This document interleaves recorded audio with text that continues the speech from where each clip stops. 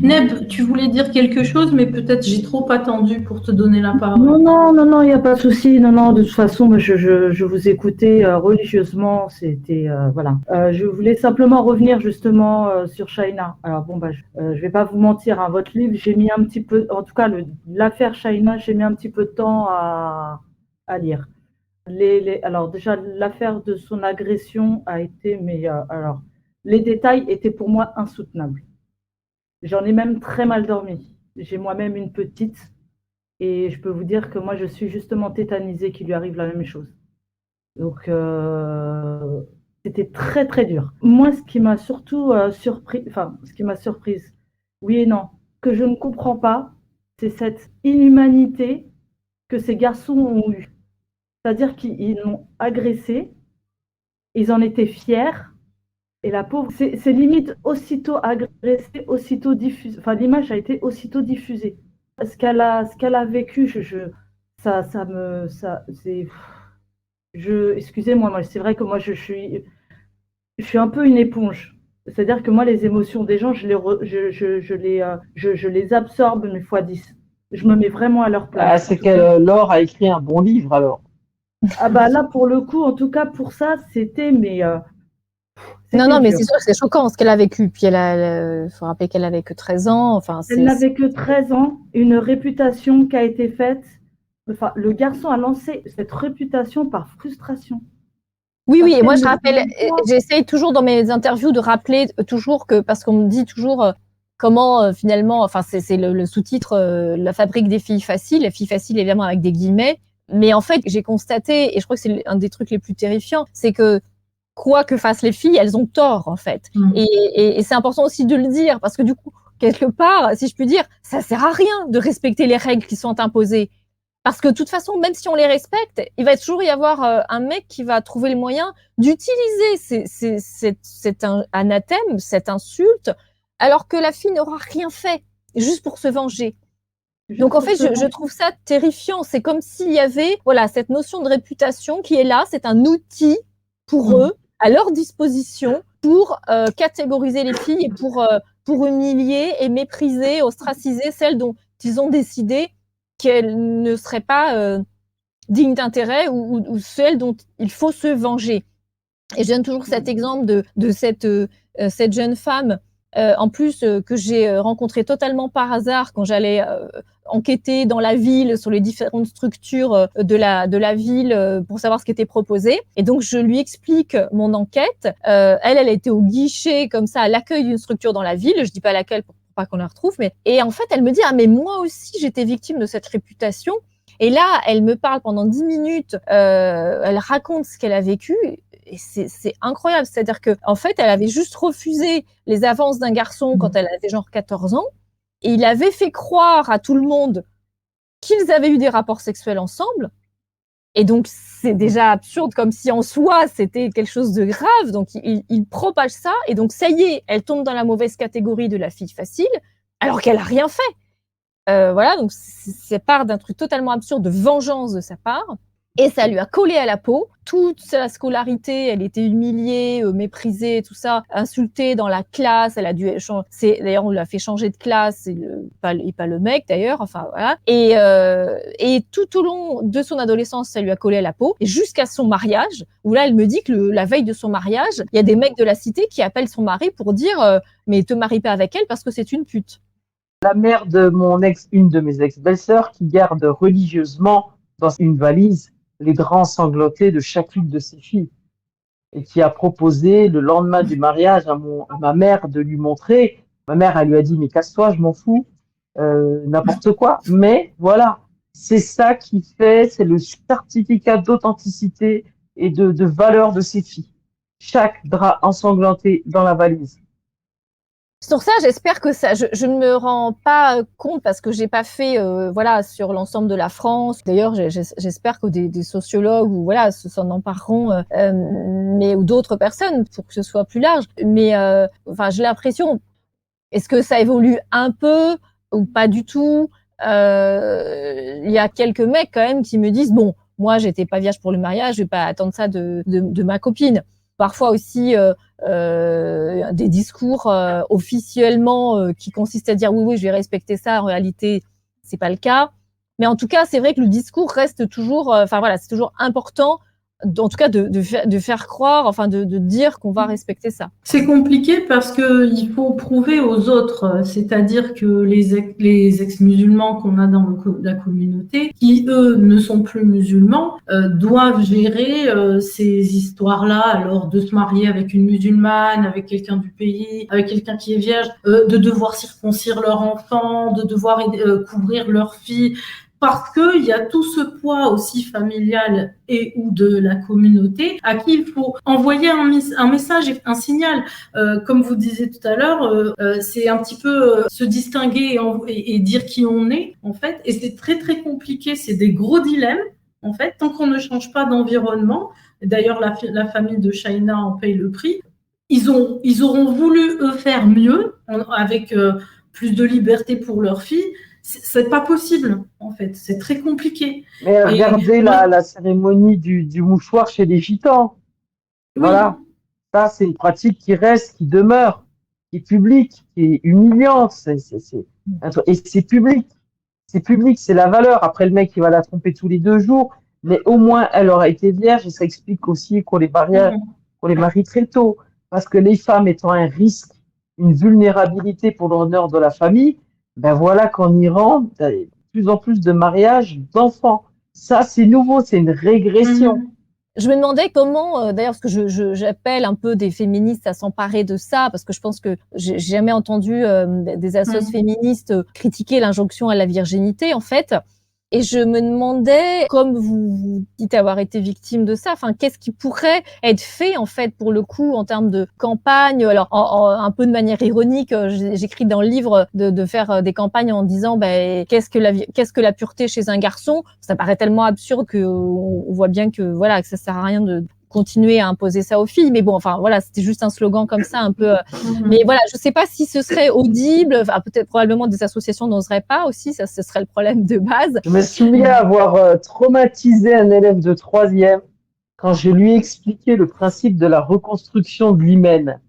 Et il m'a regardé, mais avec un air en disant quoi, on peut m'arnaquer. Vraiment. Et mais vraiment, mais sa tête, mais je m'en souviendrai, mais toute ma vie. Qu'est-ce que j'ai rigolé. Je leur disais, mais si la fille est une pute, l'homme est une pute aussi. Et ça les choquait. Je fais, mais si elle couche et que c'est une pute, vous couchez, vous êtes une pute. C'est une salope, vous êtes une salope. Il a fallu que j'aille jusqu'à cette vulgarité-là pour qu'ils arrivent à se dire, ouais, en fait, c'est vrai, il devrait y avoir les mêmes exigences. Voilà. Tu disais, je me souviendrai toujours les Arocuptibles qui se foutaient de la gueule des nouvelles influenceuses chrétiennes vantant la virginité et qui se foutaient de la gueule du revival de la fête de la rosière où le prêtre, c'est des nanas vierges qui s'engageaient à être vierges jusqu'au mariage, qui défilaient et qui en fait 2-3 semaines après glorifiaient la mode pudique. C'est ça qui est insupportable. C'est ça que j'ai reproché à Sandrine Rousseau. C'est ça. C'est-à-dire que ce qu'elles ne veulent pas pour elles, parce qu'elles l'identifient comme les infériorisants, elles trouvent ça normal et même désirable pour nous, comme valorisant. C'est une forme de racisme que de considérer que ça irait pour certains groupes de population et pas d'autres. Non, mais bien sûr, bien sûr. Les prédicateurs 2.0 qui sévissent et s'épanouissent et s'enrichissent, une de leurs prédilections du moment, c'est le mariage précoce. Et dans la communauté des ex-musulmans, on nous en parle de plus en plus des neveux, des nièces, des cousins qui ont la vingtaine, qui n'ont pas fait d'études. Bon, la nana, elle a bien intégré qu'elle n'a pas besoin de faire des études parce que les prédicateurs expliquent et bourrent le crâne avec le fait qu'elles n'ont pas besoin de travailler parce qu'en plus, elles vont être à l'extérieur avec des hommes, pas halal, donc pas un mahram. Un mahram, c'est celui qui surveille la... Mais il y a aussi la pression de la femme, la businessman qui doit réussir. Il y a des femmes, notamment des Gauloises converties, qui le disent. C'est trop. Alors que là, retrouver ce rôle de femme au foyer, c'est moins pénible que de réussir avec un master et puis de travailler, puis de jongler avec la famille. Il y a aussi ce retour en arrière qu'on a là. J'ai une conne de cousine qui a accepté de devenir la 3e épouse d'un connard. Ça n'existait plus, la polygamie en Algérie. Je trouve qu'il y a une régression. tout est bon pour empêcher la fornication. Donc, il faut pas de femme libre sans surveillance. Moi, j'ai jamais entendu un imam inciter un mec à rester vierge. Pour le coup, moi, j'étais surprise dans mon enquête. Je trouve ça très triste parce que c'est vrai qu'on est tellement loin de la jeunesse de mai 68. Enfin, c'est un peu peut-être, moi, j'ai pas connu, enfin, du tout cette période-là, mais j'ai cette image On la fantasme. des jeunes qui, voilà, qui envoient tout balader par des injonctions religieuses, etc. Et là, c'est vrai qu'il y a un jeune de 18 ans avec qui, voilà, j'échange sur ces sujets-là, tout ça. Et il me dit, mais madame, c'est un grave péché d'avoir des relations avant le mariage. Donc, pour le coup, moi, j'ai constaté que des garçons me le disaient aussi. Après, je suppose très fortement qu'il le respectera certainement pas autant qu'il attend qu'une fille le respecte. Mais en tout cas, du haut de ses 18 ans, c'était vraiment très important. Et il me disait, madame, c'est un grave péché. Il y a une piété, oui, il y a une piété qui se développe. Mais, et puis même chez la femme. Et puis, en fait, la première qualité, ça va pas être sa beauté. Ça va être qu'elle soit une femme pieuse, qui va l'aider à être pieux. Et ça donne des couples bizarrement solides. Mais regardez Diams, ça a soigné tous ses problèmes psychiatriques. Bon, il est aveugle, le gars, ça doit aider, hein. Et moi, je vois mes nièces, y compris une de mes nièces qui était la plus virulente contre le voile, hein. Elle me dit que c'est pour se protéger, comme les élèves. Ça n'empêche pas de se maquiller autant. Mais c'est des voiles, même pas des turbans un peu... C'est des tenues, même pas du bled. Et donc, j'entends des discours. Et puis voilà, l'antisémitisme. Moi, là, je me suis rapprochée de ma mère en venant en Bourgogne. Mais en fait, je ne peux pas y aller plus d'une fois tous les 2 mois, tellement j'y entends des discours antisémites et homophobes. Ça aussi, ça va avec l'éducation religieuse et puis on n'évoluera pas dessus. La journée de la jupe, voilà, il n'y a rien de plus vrai que la journée de la jupe. Le film Mustang est la source des femmes. Voilà, un excellent documentaire, extraordinaire, en noir et blanc, qui a été tourné en Algérie il y a quelques années. Ça s'appelle Enquête au paradis. Et donc, c'est une femme qui va interroger plein d'Algériens en Algérie, qui leur dit, vas-y, dis-moi, c'est quoi le paradis pour toi? Ils parlent tous des vierges, des rivières de sang, de vin, de tout ça, de tout ça. Je pense aux vampires, ça va être mon côté Twilight, moi, j'adore les voir. Rivière de sang, ça devient bien un peu glauque. Elles sont allées, la même femme est allée interroger des femmes. C'est quoi le paradis pour vous? Il n'y en a pas une qui a voulu répondre. Il n'y en a pas une. Et je disais ça à ma mère, et ma mère réfléchissait. À 73 balais, elle me dit, ouais, non, mais c'est vrai, c'est une religion faite pour les hommes, par les hommes. Voilà. Et j'ai vu un imam 2.0, là, le connard de Rennes, expliquer à quoi ressemblerait le paradis pour les femmes. Elles n'auraient plus leurs menstrues et elles auraient des esclaves. Moi, c'est ça qui pourrait me rendre complètement apostate. Comment éthiquement on peut accepter une société où il y a l'esclavage et que ce soit un paradis? Ça, je ne peux pas. Et on n'aurait plus nos menstrues parce que voilà, on est impur. Donc on n'aurait plus les tâches domestiques et on n'aurait plus nos ragnagnas. C'est ça le paradis des femmes. Voilà. Demandez aux femmes que vous interrogez, c'est quoi le paradis pour vous? Après, il y a cette importance, en tout cas, je disais le mariage très jeune parce qu'on est sûr que la fille, déjà empêcher la fornication en général, ça me paraît moyenâgeux, mais aussi par rapport à la virginité, plus elle est mariée jeune, moins il y a de risques qu'elle soit plus vierge hors mariage. Et pour rationaliser encore cette injonction, moi, je me souviens avoir eu une conversation comme ça avec ma mère au sujet d'une de ses tantes à elle, qui a été mariée à 11 ans. Bon, ses tantes à elle, ma mère a 80 balais aujourd'hui, donc c'est une vieille génération. Et je me souviens, moi, j'étais ado et je lui disais, mais c'est horrible, c'est de la pédophilie, parce qu'ils l'ont mariée avec un homme. Et ma mère, elle me dit, ah bah comme ça, il n'y a pas de souci d'effloration avant qu'elle soit mariée, parce que sinon, elle apporterait le déshonneur. Et on rationalise des choses comme ça. Aussi par on rapport... On se débarrasse aussi d'une bouche à nourrir, hein, et on récupère une dot. Oui, parce que de toute façon, évidemment, la fille va être la boniche chez celle qui avait souffert, elle, quand elle était jeune mariée et qui attend la moindre occasion pour se venger, pour être celle qui va se venger. Parce que le seul statut reconnu, c'est celui de la mère. Voilà, la sœur, c'est un danger, la fille, c'est un danger, la mère, c'est une sainte. Et la belle-mère est l'être le plus diabolique qui existe sur Terre, pour moi. Aujourd'hui, l'autre domaine de prédilection des prédicateurs, là, 2.0, c'est le mariage des fillettes. Attention, alors bien sûr, avec le prophète Mohammed qui a marié Aïcha et qui a consommé le mariage quand elle avait 9 ans et qu'il a marié quand elle avait... Tu dis ça pour la France? Tu vois des gens dire ça en France ou au bled? Non. En France? Les prédicateurs même anglophones, auxquels j'ai accès en tout cas, c'est leur cheval de bataille depuis quelque temps. La polygamie, c'est acquis. Il n'y a plus à se... C'est comme l'excision qu'ils appellent circoncision, ça. D'accord. En Angleterre, mais en France, on n'en est pas encore là. Rassure-moi. Franchement, moi, j'écoute des spaces de musulmans qui discutent entre eux. Eux, ça leur pose problème. Il y en a marre de parler théologie. Maintenant, il faut couvrir nos filles qui sont à poil. Les petites filles qui ont les seins qui pointent à 11 ans, elles sont mariables. C'est-à-dire que vraiment, les autorités c'est des imams qui sont aujourd'hui dans telle ou telle ville? Moi, je vous parle de ce que ce sont des gens sur YouTube comme ça? Il y a deux en France où ils sont à l'étranger et ils sont entendus aussi en France. Écoutez, alors il y en a en France, il y en a en l'occurrence là je pense à un qui est en Belgique qui est assez connu, qui sévit sur des spaces où il y a attention quand les musulmans font des spaces, il y a beaucoup de monde et c'est ça la parole entre eux. Alors ils s'arrangent pour être entre eux, mais on a trouvé le moyen d'écouter quand même ce qui se dit à l'intérieur.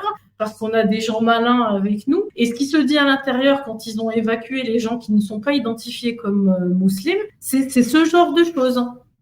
C'est atroce. Oui, et ça se banalise. Rationaliser le viol, eux ils appellent ça le mariage. Vous savez comment ils vous l'expliquent? Mais c'est quoi le problème? C'est légal. C'est légal parce que le prophète l'a fait, c'est légal religieusement. Et c'est-à-dire, je ne sais pas si à l'extérieur de cette sphère, on réalise qu'il y a des gens qui n'attendent que ça. Évidemment, je ne vais pas vous dire que tous les musulmans n'attendent que ça, mais entre les prédicateurs qui banalisent ça, ceux qui n'attendent vraiment que ça, ceux qui seraient tentés parce que finalement, une femme qui peut la ramener, c'est un peu plus compliqué à maîtriser qu'une gamine ou qu'une ado. Et je vous assure, ce que je vous dis, je vous le répète. Et mais il y a une lecture de classe sociale, parce que ça, j'ai beaucoup vu en Turquie. Vanter le mariage de plus en plus précoce, mais un des types qui le conseillait disait que dans sa famille, c'était des intellectuels, donc les filles faisaient des études. Donc, chez les pauvres, et chez ceux qui sont le plus éloignés, ça, je pense, j'ai vu beaucoup en Turquie. Moi, je vous dis pas qu'ils le font, je dis qu'ils aspirent au mariage à ça. précoce. Ils aspirent à ça et ils normalisent ça dans leur discours. Normalise il est dispensé. Ouais. Voilà, il est dispensé. Ils ont quartier libre parce que les autres questions, comme je vous disais, comme la polygamie, c'est même plus la peine de discuter. C'est tendance d'être avec une barbe taillée et avec et le multiculturalisme sert leur dessein, puisqu'en fait le mariage a été validé entre un Syrien qui avait 21 ans et une gamine qui en avait 12. La justice allemande, elle l'a validé. Voilà. Et c'est ça le multiculturalisme. C'était la haute fonctionnaire Lady Casey qui avait fait un rapport qu'elle avait remis à David Cameron, pour dire que c'était un échec. Et que par exemple, sur les 11, ils aiment bien dire les Asiatiques, sur les 11 Pakis et Bangladais d'un conseil municipal, 10 c'était aller chercher une femme au bled. Voilà, donc ça marche pas comme ça. Il n'y a pas de créolisation. En situation multiculturaliste, il n'y a pas de créolisation. Et il n'y a jamais de production d'un modèle plus libéral. Il n'y a que l'orthodoxie qui s'impose de plus en plus. Voilà. Et ça se confirme en Belgique. Je suis allé il y a quelques mois faire une conférence en Belgique. J'ai pas vu une seule femme qui n'était pas voilée. Voilà. Et c'est pour ça que je me bats pour qu'on reparte à l'attaque et qu'on se batte pour que l'UNESCO reconnaisse la laïcité comme patrimoine immatériel de l'humanité. Il faut qu'on défende notre modèle, parce que là, on a des gens mais qui sont devenus des experts. Mon frère de 35 ans donne des leçons à ma mère de 73 ans de religion. C'est ça le petit con. À 32 ans, il a pu devenir Hajj, aller à la Mecque. Bah ouais, connard, t'as gagné 3000 €. Avec 3000 €, on t'emmène de ta porte à la Mecque. C'est pas pareil que mon arrière-grand-père qui a pris un âne et ça lui a pris 3 mois pour aller à la Mecque. Et donc, voilà, il donne des leçons. T'as des femmes voilées. On criminalise le corps des femmes berbères qui ont des tatouages sur le visage, qui est un signe de valorisation. On criminalise leur peau. Mais comment on peut faire ça? Donc, il y a à la fois une régression intellectuelle, morale, éthique, et à la fois, putain, ce qu'ils sont experts en hadith, en machin. Ah, mais alors là, mais c'est, attention, tu dois pas faire de l'encens pendant le ramadan parce que c'est une fumée qui rentre dans l'estomac. Mais tu peux faire tel truc parce que ça rentre pas dans l'estomac. Tu rentres dans les toilettes du pied gauche. Moi, je suis gauchère. J'ai des frères et j'ai des jeunes qui interdisent à leurs gosses d'être gauchers. On a ce truc débile des années 60 de la France qu'on avait abandonné. Ben non, chez les Arabes, non, la main gauche, c'est la main pour se torcher les fesses. Donc, le gamin ne doit pas écrire de la main gauche. Vous vous rendez compte? Je vois ça chez mes frères. J'essaye d'être optimiste et c'est vrai que, par exemple, dans mon livre, j'ai complètement conscience. Par exemple, je vais interviewer un des imams de Creil. J'allais te demander justement. Ouais, oui, ça fait partie de mon travail d'enquête de terrain et c'est vrai que cet imam qui est, est très rétrograde, ça va pas trop vous surprendre, mais alors il est né en France et il a été au Maroc apprendre son métier d'imam, c'est pas vraiment un métier, enfin son activité d'imam. Et ensuite, il a été se perfectionner en Arabie Saoudite. Bon, il est revenu fort de cet apprentissage. Et c'est vrai que c'est assez désolant parce que, par exemple, quand je lui fais part des témoignages que j'ai recueillis d'adolescentes, et notamment cette adolescente à qui, dans la rue, on a dit qu'elle ne devait pas être en jupe, eh bien, lui, il me dit « Je vous confirme que la jupe est un interdit religieux ». Tous les imams ne disent pas ça. Il y a Kaina Baloul, qui est une des 3 femmes imams en France, qui a même fait... Kaina Baloul, elle joue un drôle de jeu. Je l'ai lu en émission, j'ai vu. Elle a fait un documentaire avec un type qui se présentait comme animateur, mais qui faisait un cours sur Aïcha, la femme de Mahomet. Et qu'en fait, il fallait pas dire que Aïcha avait 9 ans. C'était une métaphore, mais c'était un animateur. Et en fait, j'apprenais que c'était un imam. Donc, Kaina Baloul, elle en peut plus. Elle voudrait être l'équivalente de Delphine Orviller. Voilà. Elle est dégoûtée qu'il y ait 2 imams françaises qui sont passées devant. Je pense que c'est quand même courageux de sa part d'essayer d'être une des rares femmes imams et d'être reconnue en tant que telle. Et c'est vrai qu'elle avait fait une tribune dans Le Monde où elle disait qu'il fallait arrêter d'associer le voile à l'islam. Donc je trouvais que c'était quand même assez novateur aussi de vouloir rompre ça. Donc il y a cet imam à Creil qui propage cette vision très rétrograde. Alors, pour être très honnête, il me dit que la pudeur s'impose à tout le monde, mais évidemment que dans un contexte patriarcal, ça va s'imposer essentiellement aux garçons. Donc c'est sûr qu'après, on peut passer... il commence à flouter en Arabie Saoudite les cuisses des footballeurs. Hein. Ah, ben voilà, donc comme quoi... Voilà, la pudeur, c'est les pantalons turcs. Tu vois, les pantalons turcs où on ne devine pas. C'est vrai que je constate ça dans ce livre et dans cette enquête avec cet imam qui propage. Et puis même quand je lui dis, alors, et qu'est-ce que vous pensez du fait que les garçons... Il t'a serré la main? Oui, il m'a serré la main. Je me suis demandé justement, mais il m'a serré la main. Il m'a accueilli de manière très, très, très stable. D'ailleurs, je dois... Non, mais après, je finis ce chapitre et je tiens aussi à le dire parce que je veux montrer la complexité aussi parce que le réel est complexe. Enfin, c'est pas la complexité d'ailleurs, mais c'est juste que ça m'a marqué aussi dans l'attitude du grand frère de Shaina, pour revenir aussi à l'image de l'islam et à la religion en général.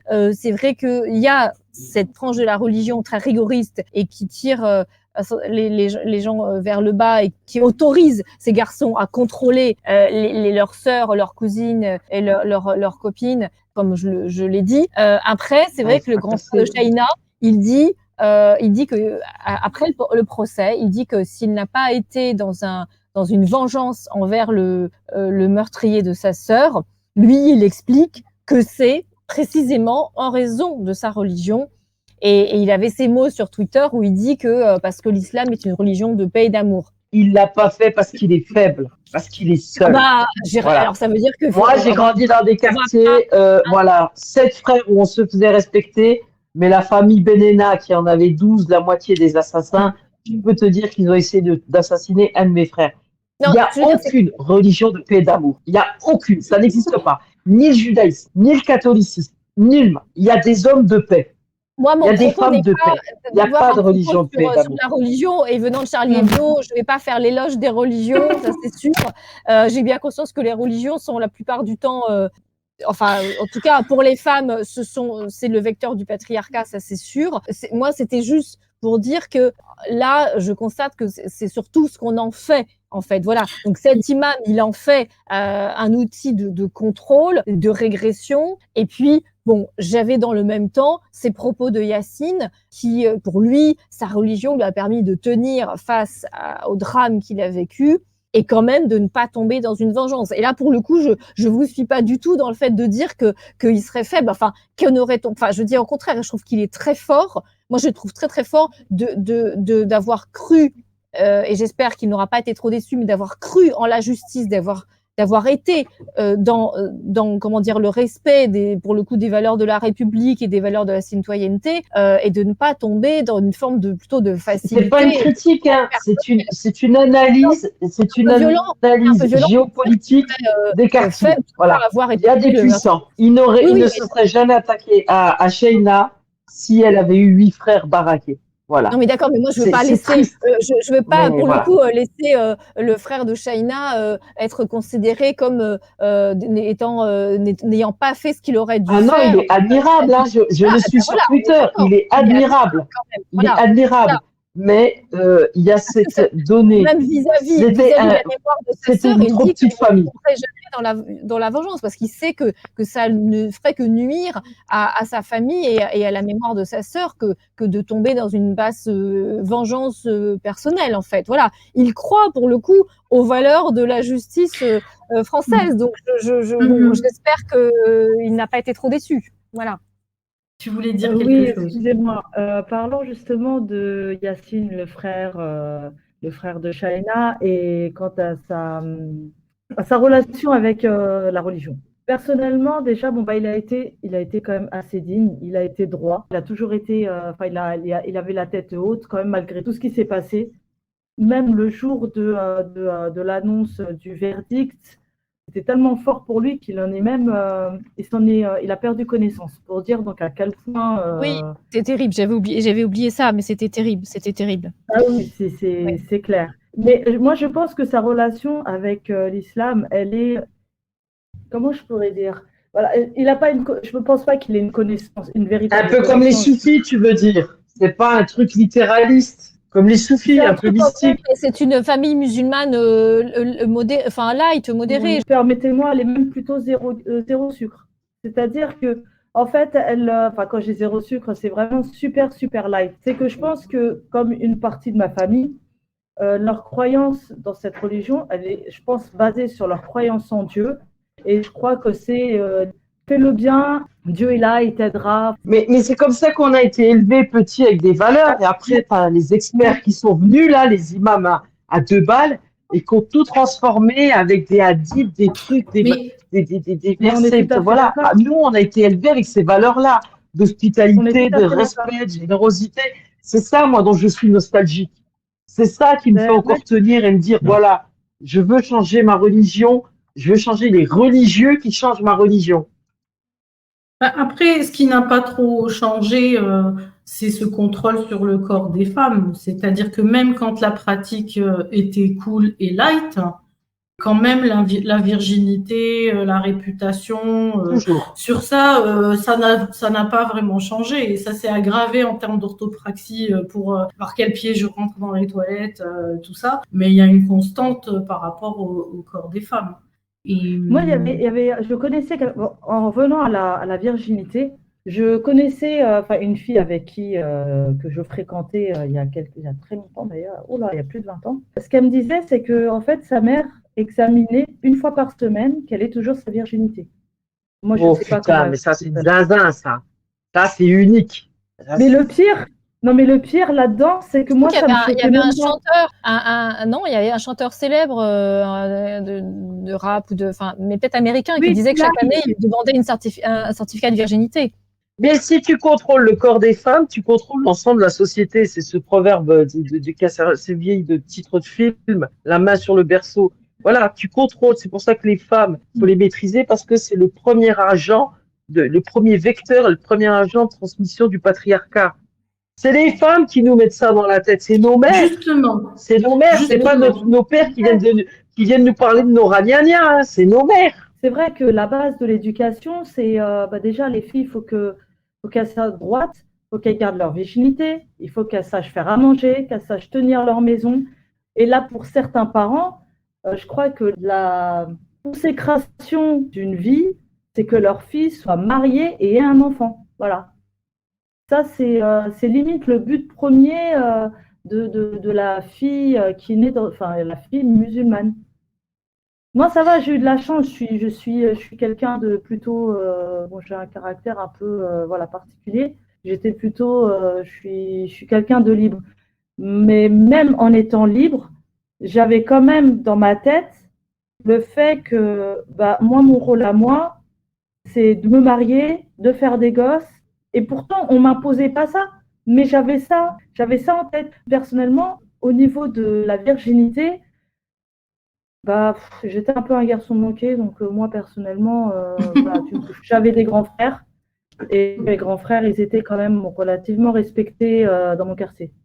Donc, pour d'ailleurs raconter une anecdote, je me faisais, il y avait 2 garçons, dont un qui habitait dans mon quartier et un autre au collège qui était ils étaient horribles avec moi. Et le jour où ils ont su, et d'ailleurs c'est même mon frère, j'ai vu mon frère, il était en train de discuter justement avec un des garçons, il m'a appelé, et donc il me disait, oui, qu'est-ce que tu vas faire, tu rentres à la maison? Je dis, oui, je rentre à la maison. Et mon frère, en fait, il a regardé le garçon, il lui dit, tu sais, elle c'est ma sœur, personne ne la touche. Et à partir de ce jour-là, le lendemain, c'était deux petits chats avec moi. Et pourtant, j'ai vécu dans un quartier pavillonnaire et tout, mais il y avait quand même cette mentalité où forcément, je suis une fille musulmane, forcément, en fait, dans cette communauté, tout le monde a droit le regard sur toi, tout le monde a le droit de te juger, tout le monde a le droit de comment je pourrais dire ça, en fait, de faire un commentaire. Tu es dehors, qu'est-ce que tu fais là? Je suis partie acheter une baguette, qu'est-ce qu'il y a? T'as un problème avec ça? Non, quand ils te disent tous, c'est l'emprise familiale. Hein, c'était Romain Gary qui disait, qui parlait de cellules. C'est pas pour rien qu'on parlait de cellules familiales et que ça en faisait un fourgon pénitentiaire. Voilà, cousine et ma sœur. Je suis pas ta sœur, connard. J'ai 7 frères, ça me suffit. Voilà, voilà. On essaye de faire de tout le monde à Ouma une famille parce que comme ça donne des droits à tout le monde, sur tout le monde. Alors, notre jeune Nawel va devoir nous quitter, mais avant, elle voudrait nous dire quelque chose. Conclure. Il y a juste 2 choses que je voudrais dire, mais quand vous me donnerez la parole. Je viens d'y repenser et tout à l'heure, j'avais envie de rebondir sur quelque chose qui a été dit.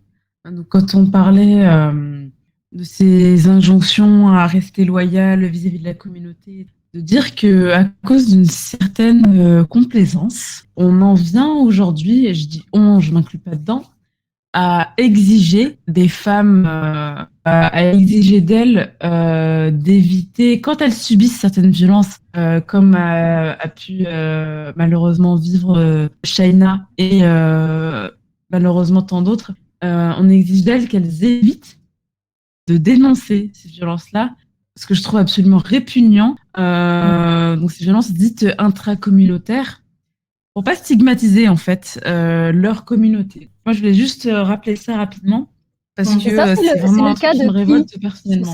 Il y a des gens qui disent ça, qui appellent à ça sur des, je sais pas, sur des groupes, sur des. Mais c'est de la part des coloniaux, des intersectionnels. Oui, voilà. Non, mais c'est ça. Oui, c'est il y a Boutelja en personne. Ouais, bien sûr. Voilà. Non, mais je voulais savoir précisément. Oui, c'est ça. On pensait aux mêmes personnes. Parfois, notre entourage qui n'a pas forcément baigné là-dedans, qui n'a pas forcément vécu dans ça, et j'estime qu'on n'a pas besoin de vivre quelque chose pour en parler. Mais voilà, c'est vrai que quand on n'a pas tous les tenants et les aboutissants, on a tendance à tenir ce genre de discours qui est plutôt bien vu au sein d'une gauche plutôt LFI, absolument dégueulasse. Donc voilà. Moi, il y a deux choses. C'est que j'aimerais vraiment, ça me tient à cœur que mon livre puisse avoir des conséquences concrètes. Et il y en a déjà un petit peu avec des gens qui me disent, voilà, ça correspond à ce qu'on vit, merci de parler de nous, etc.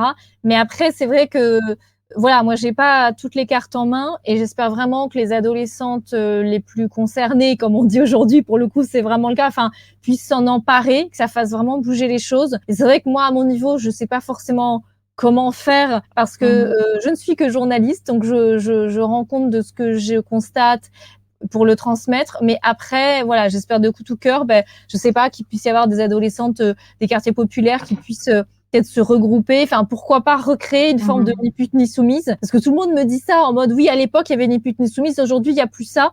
Pourquoi ne pas le recréer, en fait? Ah, mais ça existe encore, hein. Il y a même une présidente et tout. Oui, hein. je sais. Mais bon, on se comprend. Voilà. C'est-à-dire qu'aujourd'hui, voilà, c'est quand même pas. Enfin, va créer un autre groupe qui puisse parler aujourd'hui aux adolescentes qui sont concernées. Donc juste ça, à dire que j'espère qu'il va y avoir des conséquences concrètes et que ça puisse vraiment faire bouger les choses. Parce que si je prêche entre guillemets des convaincus, c'est bien, mais c'est pas suffisant. Voilà. Et puis le deuxième petit truc aussi que je dis toujours aussi dans mes interviews, dont je parle dans mon livre, c'est que parmi peut-être les solutions, les éléments qui peuvent faire un tout petit peu bouger les choses, et Fatiha, comme vous êtes, je sais plus, pardon, si on se voit, enfin, chef d'établissement, je crois, directrice adjointe. Je pense qu'il y a vraiment aussi ça peut paraître un peu éloigné, mais je pense vraiment que les cours d'éducation à la vie affective et sexuelle, j'ai pu constater dans mon enquête que c'est un élément hyper important pour faire bouger les choses, surtout quand il y a des familles qui ont beaucoup de tabous où la sexualité, on ne peut jamais en parler. Et ça, dans toutes les familles, c'est compliqué de parler de sexualité. Dans des familles rigoristes, encore plus. Et c'est vrai que dans ces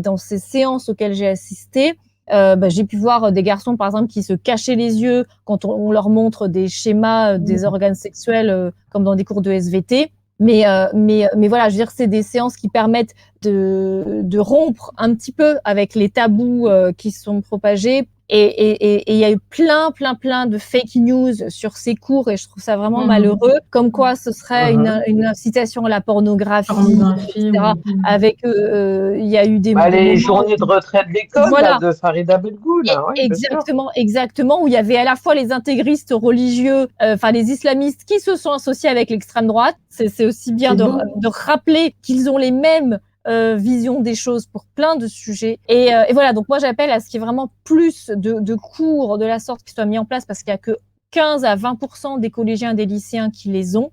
Et c'est vraiment pas suffisant. Alors que normalement, la loi dit que c'est 3 séances par an et par élève. Et on est loin du compte. Et heureusement, bon, il y a c'est quand même mis en place. J'ai pu en suivre certains, mais on ne sait pas en fait si c'est mis en place dans tous les collèges de l'agglomération de Creil ou pas, parce qu'il n'y a même pas d'obligation de rendre compte de ce qu'ils font. Et voilà. Et donc je raconte dans mon livre combien c'est important. Il y a par exemple cet adolescent à qui l'animatrice dit comment on sait si sa partenaire est consentante, et il répond quand elle ne se débat pas. Et je trouve que c'est assez révélateur de l'image qu'il a du consentement, qui est quand même une catastrophe. Et en même temps, je me dis heureusement qu'il a dit ça à ce moment-là, parce qu'il est qu'en 3e.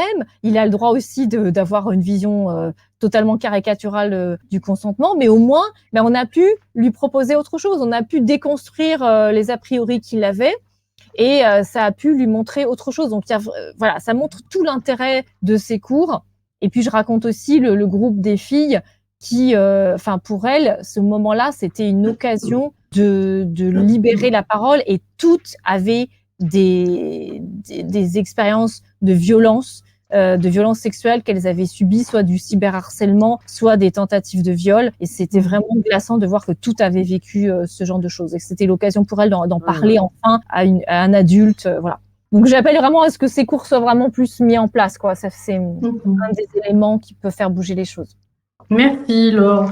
Je ne peux être que d'accord. Mais comme tu dis, il faut voir aussi qui intervient. Là, j'ai reçu le mail en écriture inclusive et c'était un truc genre positive sexe pour faire de l'éducation. On n'arrive pas parce que faute de temps, on a tellement d'injonctions, on doit les former à la sécurité routière, on doit les former à l'environnement, on doit les former à ceci, à cela. Ouais, je sais bien. On demande Voilà. beaucoup à l'école. Oui. Voilà, Oui, c'est mais voilà, l'extrême droite qui dit qu'en fait on passe notre temps à leur parler de fellation et à leur montrer des films de cul. Non, on n'arrive même pas à faire ces minimums de séances légales prévues par la loi. Ouais. Ouais. En tout cas, merci infiniment pour l'invitation. Merci Et envoyez-moi beaucoup. le lien surtout de la vidéo que vous Avec avez postée sur plaisir. China, qui est vraiment magnifique. Hein. Merci à On tous. ne laissera pas. Bonne soirée. Gros Merci bisous. pour votre invitation également. Merci Bonne soirée, beaucoup. gros bisous. On reste en Merci contact. d'être venu. Oui, on reste en Avec contact grand plaisir. avec plaisir. Voilà. Et puis vous savez qu'il y a une communauté qui demande à être connue et qui peut témoigner, qui peut apporter des choses. On est à votre disposition. Je crois bien que je reviendrai vers vous pour un petit reportage ou un petit interview. Ça me semble Avec plaisir, vous intéressant. avez notre contact. Merci beaucoup. Merci, Nem. Merci. Au revoir. Merci. Au revoir. Au revoir. Merci à toi.